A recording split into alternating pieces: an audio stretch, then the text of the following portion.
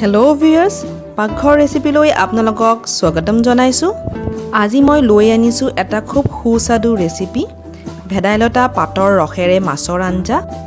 খাবলৈ খুব টেষ্টি আৰু বনাবলৈও সহজ। তেনেহ'লে দেৰি নকৰি ভিডিঅ'টো ষ্টাৰ্ট কৰোঁ আৰু মোৰ চেনেলটো আপোনালোকে ছাবস্ক্ৰাইব কৰিবলৈ নাপাহৰিব। ভেদাইলতাৰ সতে মাছৰ আঞ্জাখন বনাবলৈ এয়া মই লৈছোঁ 1 কাঁহী ভেদাইলতা পাতখিনি চাফা কৰি লৈছোঁ আৰু লেতেৰা পাতবোৰ গুচাই দিছোঁ। ভেদাইলতা এবিধ লতা জাতীয় গছ, চবেই জানে বাৰু, আৰু ইয়াক কিছুমানে পাদুৰি লতা বুলিও কয় কাৰণ ইয়াৰ পাতবোৰক মোহাৰি দিলে এটা তীব্ৰ গোন্ধ ওলায়। অৱশ্যে ৰন্ধাৰ পিছত গোন্ধটো একেবাৰে নোহোৱা হৈ যায়। পাতবোৰক অলপ পানীৰ সৈতে মিক্সিত দি পিচি লৈছোঁ আৰু চেকনি দি চেকি লৈছোঁ। চেকাৰ পিছত এয়া চাওক, এনেকুৱা সেউজীয়া ৰঙৰ পানী এটা ওলাব। এতিয়া মই দুটা মিডিয়াম সাইজৰ আলু লৈছোঁ। আলুকেইটা মাজেদি কাটি দিছোঁ। এতিয়া প্ৰেছাৰ কুকাৰত পানী দি আলুকেইটাক সিজাই ল'ম। এইপিনে মই কেইটামান ৰৌ মাছৰ পিচ চাফা কৰি নিমখ হালধি সানি লৈছোঁ। এতিয়া মাছখিনি ভাজিবলৈ কেৰাহী এখন গেছৰ ওপৰত দিছোঁ। কেৰাহীখন যেতিয়া গৰম হ'ব তাতে আমি মিঠাতেল দি দিম। মিঠাতেলটো যেতিয়া গৰম হ'ব তেতিয়া মাছখিনি দি দিম।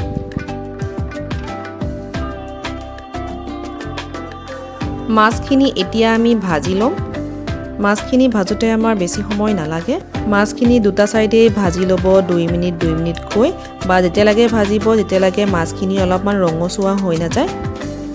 যিহেতু আমি মাছৰ আঞ্জাহে বনাম সেইকাৰণে কাৰাকে ভাজিব নালাগে। আধা ভাজা হ'লে মাছখিনি আমি উঠাই ল'ম। মই ইয়াতে মাছটো ৰৌ মাছ লৈছোঁ, কিন্তু আপোনালোকে ৰৌ মাছৰ জেগাত বেলেগ মাছো ল'ব পাৰে, ভকুৱা মাছো ল'ব পাৰে বা সৰু মাছো ল'ব পাৰে। সৰু মাছ ল'লেও খাবলৈ খুবেই ভাল হয়। মাছখিনি আমাৰ ভাজা হৈ গৈছে। এয়া চাওক, দুটা চাইডে অলপ অলপকৈ ভাজা হৈ গৈছে। এতিয়া মাছখিনি এখন প্লেটত ওলাই লৈছোঁ। এতিয়া আঞ্জাখন বনাবলৈ কি লাগিব আহকচোন আমি চাই লওঁ। এয়া মই লৈছোঁ কেইফুটামান নহৰু, 1 টুকুৰা আদা, গোটা জালুক, জালুকৰ গুড়ি, জিৰা গুড়ি, 2 খিলা তেজপাত আৰু সিজাই থোৱা আলুখিনি। এয়া গোটেইখিনি আমাৰ যোগাৰ হৈ গ'ল। এতিয়া খালি আঞ্জাখন বনাব লাগে। মাছ ভাজা তেলখিনিতে প্ৰথমতে দিছোঁ তেজপাত, তাৰপিছত দিছোঁ গোটা জালুক, এতিয়া দিছোঁ আদা নহৰু যোনখিনি মই ৰুকি লৈছোঁ। হেতা এখনেৰে লৰাই দিম।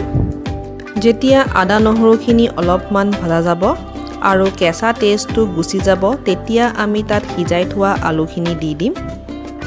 আলুখিনি মই পিটিকি লৈছোঁ। খুব বেছিকৈ পিটিকা নাই, অলপমান আলু হৈ আছে, কাৰণ আঞ্জাখনত আলু দেখা পোৱাকৈ থাকিলে অলপমান ভাল লাগে খাবলৈ। এতিয়া ইয়াত মই 1 চামুচ নিমখ দিছোঁ। নিমখটো আপোনালোকে আপোনালোকৰ জোখৰ মতে দি ল'ব পাৰিব। তাৰপিছত মই হালধি দিছোঁ আধা চামুচ। এতিয়া গোটেইখিনি মিলাই দিম আৰু 1 মিনিটৰ কাৰণে ভাজি ল'ম। ইয়াৰ পিছত মই দিছোঁ 1 চামুচ জিৰা আৰু জালুকৰ গুড়ি। এতিয়া গোটেইখিনি আৰু 1 মিনিটৰ কাৰণে ভাজি ল'ম। দেখা পাইছে যে তেলখিনি ছেপাৰেট হৈ গৈছে। এতিয়া আমি ইয়াত ভেদাইলতাৰ ৰসখিনি দি দিম। ভেদাইলতাৰ ৰসখিনিত আগৰ পৰাই পানী মিলাই থোৱা আছিলে, কাৰণ আমি পিছাৰ সময়ত অলপমান পানী দিয়া গৈছিলে তাতে। সেইবাবে আমি আঞ্জাখনত বেলেগকৈ পানী মিলাব নালাগে। হেতা এখনেৰে লৰাই দিছোঁ। মই গেছটো হাই ফ্লেমতে থৈছোঁ। ভেদাইলতা খোৱাটো আমাৰ শৰীৰৰ কাৰণে খুব ভাল বুলি কয়। পেটৰ অসুখ, গাৰ বিষ, শৰীৰৰ দুৰ্বলতা, অৰুচি, অৰ্শৰোগ, দাঁতৰ বিষ, পেট ফুলা, মুঠতে ইয়াৰ উপকাৰিতা বহুত আছে। যেতিয়া এটা উতল আহিব তেতিয়া আমি তাতে মাছখিনি দি দিম।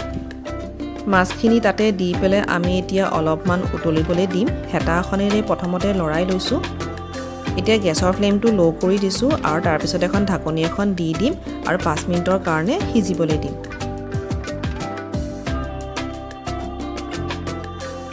পাঁচ মিনিট হৈ গৈছে। এতিয়া মই ঢাকনিখন উঠাই দিছোঁ। গোটেইখিনি ভালদৰে সিজি গৈছে। ভেদাইলতাৰ ৰসখিনি মাছত সোমাই গৈছে। মাছৰ ফ্লেভাৰটো আঞ্জাখনত আহি গৈছে।